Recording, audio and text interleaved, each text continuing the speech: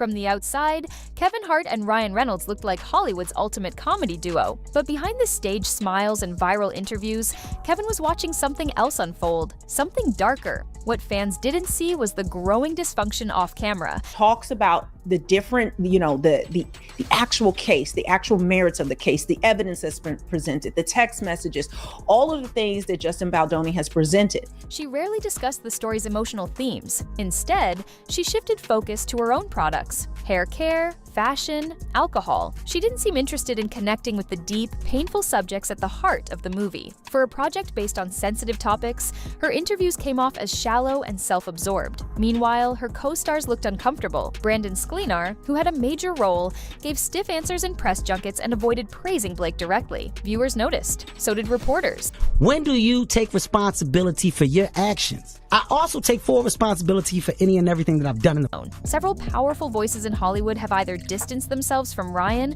or openly criticized his work. Quentin Tarantino, known for bold opinions, once said Ryan's movies don't leave any lasting impact. Gerard Butler mocked comparisons between his film Gamer and Ryan's Free Guy, as if the comparison was offensive. There's just so many things that they're trying to do to delay this case, filing these frivolous motions to dismiss. We've broken down why those won't go anywhere, and they're just trying to mire Justin Baldoni in motion after motion after motion, trying to push things out. These aren't small names throwing shade. They're people with weight in the industry. But the most telling sign of Ryan's reputation came from Tim Miller, the director of Deadpool. After the first film's massive success, fans expected a dream sequel. But instead, Miller walked away. Why? Creative control. Ryan allegedly wanted to oversee everything: script changes, final cuts, even visual effects decisions. Tim felt pushed out, and in a stunning move, it just sort of offends my sensibilities a little bit. Just like it offends my sensibilities to keep telling me that you keep writing yourself as a homosexual man into all of these various circumstances, and no one's allowed to question that. The body language said it all. The cast wasn't a team. They were survivors of a chaotic set where one person had too much power. Some fans argue that the drama around Blake is even more intense than the problems Ryan caused. She is also facing blame for making changes that harmed the story, such as rewriting major scenes. People who love the original book do not recognize the scenes as they were changed in the film. They say Blake twisted them to fit her own interests. Bright orange wig also became a widely mocked symbol of the movie's sloppy production. Many said it looked cheap and made the final result look unprofessional, rather than capturing the spirit of the novel. While Blake was busy wrecking her movie, Ryan was not doing much better. He tried to lighten the mood at SNL's 50th anniversary with a stunt, but many celebrities did not find it funny. Some of them rolled their eyes. Rumors spread that many important figures started avoiding both Ryan and Blake. But anyways, he did file to be dismissed from the lawsuit, which I would say, by the way, that is standard. You're at first going to try to throw anything at the wall and say, Your Honor, I don't even want to be a part of this thing. This has nothing to do with me. Lively. While Ryan has his own history of power moves, Blake is creating her own storm. Her behavior on the set of It Ends With Us shocked not just fans, but even longtime industry pros. From day one, people questioned her casting. Fans of the book said she didn't fit the role, and her orange wig quickly became an internet meme, but appearance was the least of the issues. Behind the scenes, Blake reportedly rewrote important parts of the script without approval. Even the ones that they claim are a victory for her, it's actually not a victory for her. It's just a way to get PR points, in my opinion, and most people's opinion, especially even legal people. They don't understand some of these things that are put out there. She brought her own team onto the set. She insisted on wardrobe and makeup choices that didn't reflect the seriousness of the film.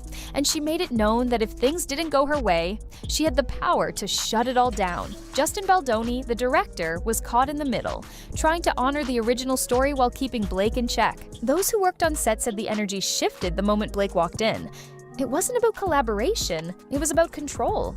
So the idea that Ryan's going to come to court and claim that he is wrongly named in this lawsuit. She treated the story like it was hers, even though she didn't write the book, develop the script, or direct the film. She just took over, and the results showed.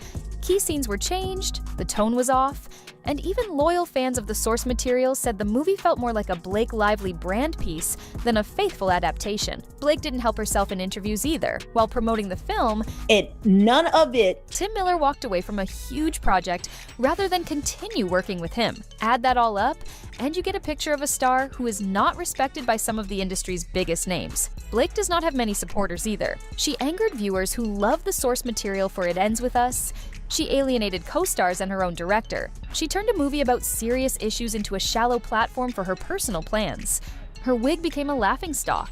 The cast seemed frustrated by her. Any time she could have spent on raising awareness about important topics was instead used to push her brand. Now, she sued him on Christmas Eve. That's how trifling, disgusting, and absolutely abhorrent she is on Christmas Eve. Observers called her out for being self-centered. They saw no care for the story or its themes in her behavior. Hollywood can be forgiving if the person at fault admits mistakes or tries to improve. But so far, Ryan and Blake have not shown any signs of accepting blame. Instead, they carry on as if they are too important for any consequences. Ryan tries to stay ahead by pushing comedic roles. He seems to ignore the fact that many top-tier directors do not want to collaborate with him anymore. Blake continues to pose for pictures and talk about random products, acting like her movie drama never happened. The industry, though, is not easily fooled. Once word gets out that a star is a hassle to work with, that can stick for a very long time. That is why Kevin Hart's rejection of Ryan holds weight. Younger actors see Kevin as a role model, so if he expresses frustration with Ryan, they might assume Ryan is someone to avoid. While sort of also copping to the fact that Ryan Reynolds did call Justin Baldoni a predator. Filmmakers who admire Kevin's honesty might also side with him. Quentin Tarantino's words, saying Ryan's movies basically do not exist in the bigger cultural conversation, also ring loud. People trust Tarantino's opinion on film quality. When he shrugs at Ryan's career, it signals that Ryan's projects are not worth discussing or praising. Gerard Butler's reaction to the comparison with Free Guy was another blow to Ryan's reputation. Butler did not pretend to be polite. He acted confused that anyone would put his movie next to Ryan's.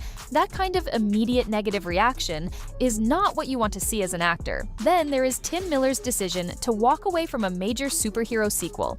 Because Ryan would not stop meddling, each of these events on its own is enough to damage someone's career. Put them together, and it is a sign that multiple influential voices want nothing to do with Ryan's controlling style. Meanwhile, Blake's meltdown on It Ends With Us stands as a giant warning. Which is right before Christmas, and then the New York Times with this ridiculous article and then video in which they say Megan Twohey, the godmother of Me Too, says that this Gossip suggested that big stars got tired of Ryan's arrogance. They were also not happy with Blake's ways of stealing the spotlight. The couple, once popular in the press, was losing goodwill. Hollywood can turn on people fast. Ryan and Blake are learning that lesson.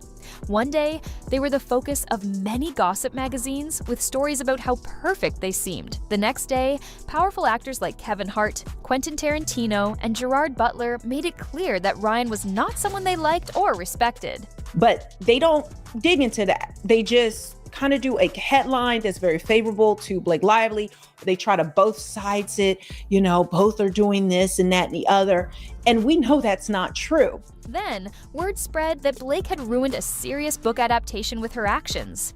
All of this negativity piled up, and now the two of them do not look so appealing to certain directors or producers. Some fans think Ryan is still coasting on his success with the Deadpool franchise and his other ventures. They do not see him as a big threat to box offices.